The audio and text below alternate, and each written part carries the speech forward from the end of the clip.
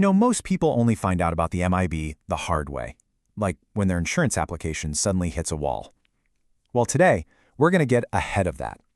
We are pulling back the curtain on this mysterious little system. Okay, so have you ever been in this situation? You apply for life or maybe health insurance, everything seems fine, and then nothing. It's delayed. Or worse, the rate you were quoted suddenly shoots up. It's super frustrating, right? And you're just left thinking, wait, what just happened? Well, the reason could be hiding in plain sight, in a system you've probably never even heard of. It's a standard part of the process, but it operates totally behind the scenes. And it all comes down to 3 little letters: MIB. All right, Section 1, the application mystery. We're uncovering the hidden player in your insurance application. For most people, the first time they even get a whiff of the MIB is when an underwriter asks a question that seems to come completely out of left field. So let's figure out what's really going on there. Next up, we are decoding the MIB. So what is it, and maybe more importantly, what isn't it? Our goal here is pretty simple. We're going to figure out what this thing actually is, and we're also going to bust some pretty big myths about what it isn't. Okay, so here's the official definition. The MIB, or the Medical Information Bureau. It's basically a consumer reporting agency. The best way to think about it is like a super specialized library just for insurers. Its whole job is to help them double-check the info you give them, and it does that by sharing these little coded flags from any other time you've applied for insurance. So let's get a few things straight right now. There are a lot of myths out there. The MIB is absolutely not some secret blacklist that automatically gets you denied. No way. It also doesn't have your full doctor's notes or, every lab result you've ever had. And the big one, it has zero power to approve or deny you. It's just a tool, a simple verification tool that says, hey, maybe take a closer look at this. So what's actually in one of these reports? Well, it's not your life story, that's for sure. It's really just a bunch of codes that point to really broad categories. Like there might be a code for cardiovascular, or one for a risky hobby like scuba diving. It also shows if you've been rated up or declined before. But the key thing to remember is that it's all just codes, no long, detailed stories. And hey, it's not forever. The data usually gets wiped after about 7 years. Okay, let's look at why insurers even care about this. The insurer's goal is to prevent fraud and make sure pricing is fair.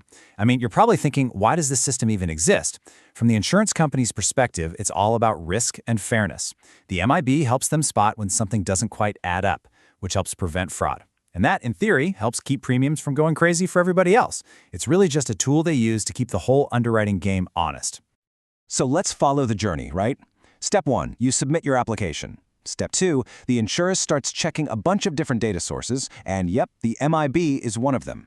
Now, if a little coded flag pops up that doesn't match what you put on your application, it doesn't just shut everything down. Nope, it just prompts the underwriter to say, let's ask a few more questions here. It's basically a trigger for a conversation, not a dead end. And this is so important to get. The MIB is just one piece of a much bigger puzzle. Its only job is to signal potential inconsistencies. That's totally different from, say, a prescription check, which shows all the medications you've filled. And it's definitely not the same as your actual medical records, what they call an APS, which has all the nitty-gritty clinical details. Underwriters look at all of these things together to get the full picture. This quote here really nails it. The key is that MIB itself doesn't dictate the outcome. It's a signal that leads to additional underwriting review. That sums it up perfectly. Think of it like a signal flare, not a big red stop sign. It's just the starting point for a deeper look, because the final decision, that's always based on the whole story. All right, let's switch gears. Now that we've kind of pulled the mask off the MIB, let's talk about how you can actually take control of your file. We're going from mystery to empowerment. And honestly, it's probably way easier than you think.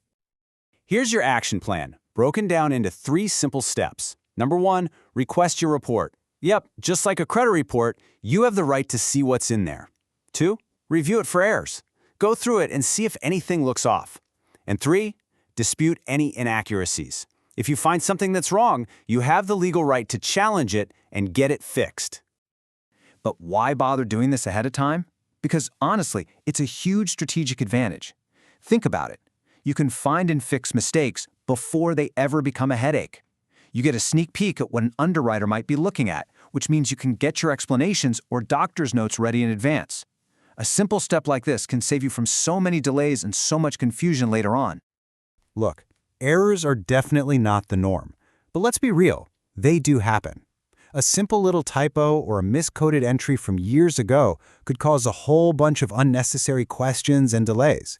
But the good news, the really good news, is that you have every right to dispute anything that's wrong and make sure your file is 100% accurate. Okay, so what's the bottom line for you? It's pretty simple. Turning this knowledge into your advantage.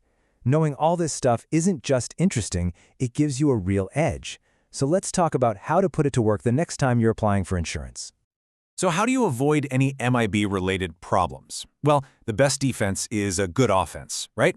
First, just be accurate and consistent with everything you disclose. Second, really know your own history, diagnosis dates, current status, all that stuff. If your situation is a little complicated, maybe get a summary from your doctor ahead of time. And finally, and this is a big one, work with an advisor who really understands the differences between carriers. It can make a world of difference. So at the end of the day, remember this, the MIB is just a verification tool. It is not some giant obstacle designed to stop you. Once you understand how it works, you can go into the whole process with transparency and preparation.